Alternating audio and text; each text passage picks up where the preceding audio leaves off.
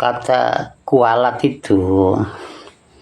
itu hanya untuk menakut-nakuti agar kaum itu bebas leluasa berbuat apa saja, gitu kan?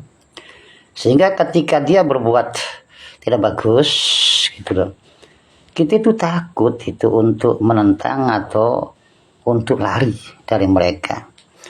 Ya sebetulnya itu yang kualat bukanlah seperti itu, justru amat bagus sekali kalau kita melihat suatu kaum kemudian ada memamerkan keburukan, ya maka kita harusnya lah untuk mengingatkan, mengoreksi, gitu kan.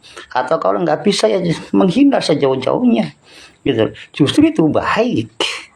Yang kualat itu ketika engkau durhaka kepada orang tua, ketika engkau mengkhianati kiai-kiai kampung yang sudah mengajarkan dasar-dasar keislaman, kemudian menemukan gitu kan yang dianggap lebih baik, kemudian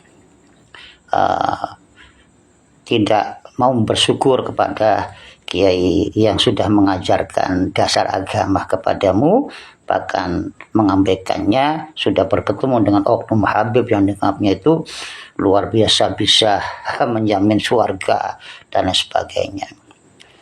Ingatlah saudaraku, yang menjamin surga itu bukanlah gelar. Habib itu hanyalah zuriyah.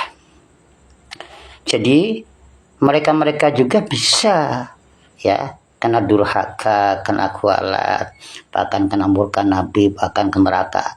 Kalau mereka-mereka itu dalam kemaksiatan, kalau mereka-mereka itu dosa dianggap suatu kelegalan itu ya. Jadi ya begitupun bukan Habib saja, siapa saja ini ya. Kalau mereka-mereka akhlaknya buruk gitu kan, ya mereka meskipun apapun syekh kayak pangkatnya ya, gelarnya kayak mau zuriyah Nabi kayak, ya haram untuk diikuti kalau hal kemaksiatan itu. Sebab Allah itu yuhibbul muhsinin, cinta kepada kebaikan. Nabi itu juga cinta kebaikan, manalah mungkin membela gitu ya kaum yang bermaksiat, kaum yang akhlaknya bejat itulah, dengan alasan adalah cucu Nabi. Nggak mungkin meskipun cucu Nabi dan zuriyah Nabi sekalipun, tidak akan Nabi itu membela ya zuriyahnya yang ahli maksiat. Tidak mungkin memberikan syafaat, bahkan orang-orang yang dengan mudahnya menyandarkan atau mencatut nama Nabi yang menganggap itu datu saya adalah cucu Nabi, tapi akhlaknya tidak ikut ke Nabi, sombong, jumawa, suka meremehkan orang lain, bahkan menganggap dirinya itu paling mulia dan selalu ingin dihargai. Lah kalau yang seperti itu meskipun betul zuriyah Nabi ya, apalagi tidak tersambung kepada nasab Nabi misalnya. Sekalipun benar nasabnya sambung sekalipun, justru yang macam itulah yang akan mendapatkan murka Nabi dan akan mempertanggungjawab kepada Nabi, dan itu juga dimurka oleh Allah.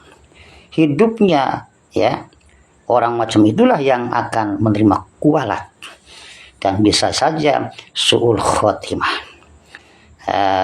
Maka mau syekh kayak mau Habib kayak, kalau yang ya mengaku-ngaku cucu Nabi tapi adabnya mengikut pada kesombongan iblis ya, iya tukang remeh, merasa paling mulia, paling tinggi, yaitu tidaklah wajib diikuti. Jauhi itu perilakunya, bencilah perilakunya itu kan. Kalau cucu Nabi kita hargai, kita hormati, tapi sikap, perilaku dan akhlak buruk tidaklah harus kita sukai, tapi kita benci segala hal yang buruk, mafsadah yang merusak, yang juga amat bertentangan dengan syariat Islam. Begitu saudara ya. Semoga apa yang saya sampaikan manfaat.